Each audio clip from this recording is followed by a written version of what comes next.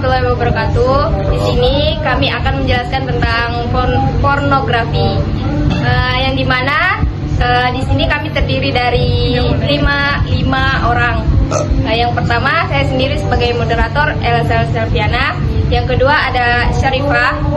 Yang ketiga ada Fitriani. Yang keempat ada Ricky Riundi. Yang kelima ada Leri. Nah, sebelumnya saya akan menjelaskan apa itu pornografi.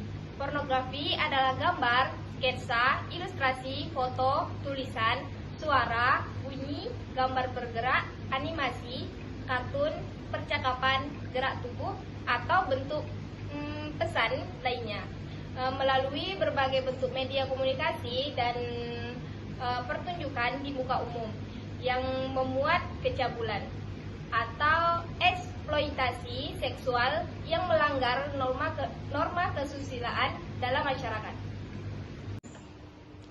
Baiklah, sekarang saya akan bertanya kepada Fitriani. Bagaimana sih menurut Fitriani, kenapa sih remaja zaman sekarang itu masih tertarik dengan situs pornografi?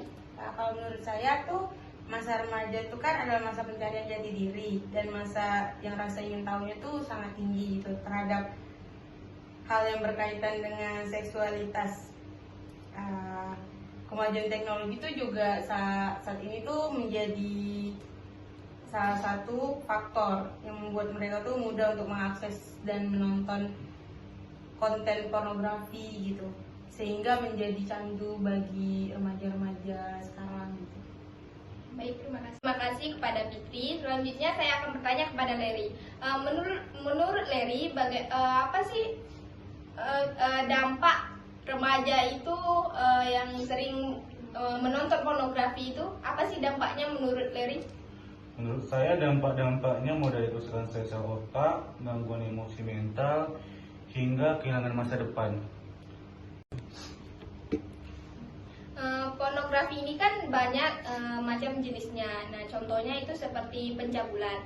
Nah, saya ingin bertanya kepada Syarifah, apa sih yang Syarifah ketahui tentang pencabulan itu?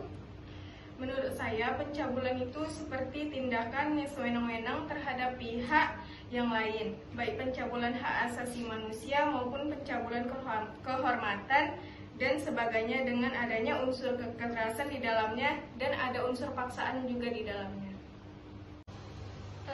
Adakah contoh yang bisa Syarifah berikan?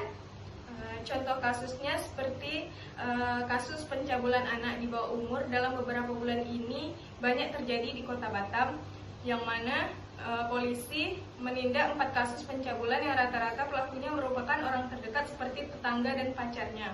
Pelaku merupakan suatu tetangga korban, yang mana modusnya dengan pelaku mengajak korban bermain dan membelikan korban es krim.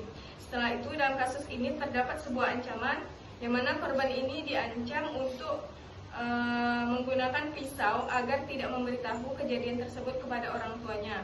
Itu termasuk suatu kasus pencabulan. Itulah pentingnya ilmu parenting yang seharusnya pihak orang tua harus lebih menjaga dan memberikan wawasan sejak dini kepada anaknya, dan kepada pihak hukum agar lebih memberikan perhatian serta dapat menangani kasus pencabulan di masyarakat sehingga memberikan efek jera terhadap pelaku yang melakukan kasus tersebut.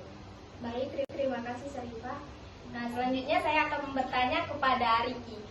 Menurut Ricky, apa sanksi yang didapatkan oleh remaja tersebut ketika melakukan pencabulan?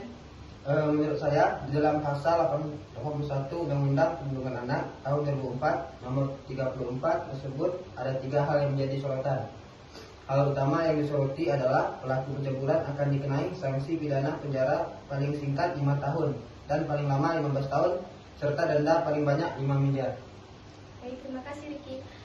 Baiklah, demikian pembahasan yang dapat kami sampaikan. Terlebih dan terkurang kami mohon maaf.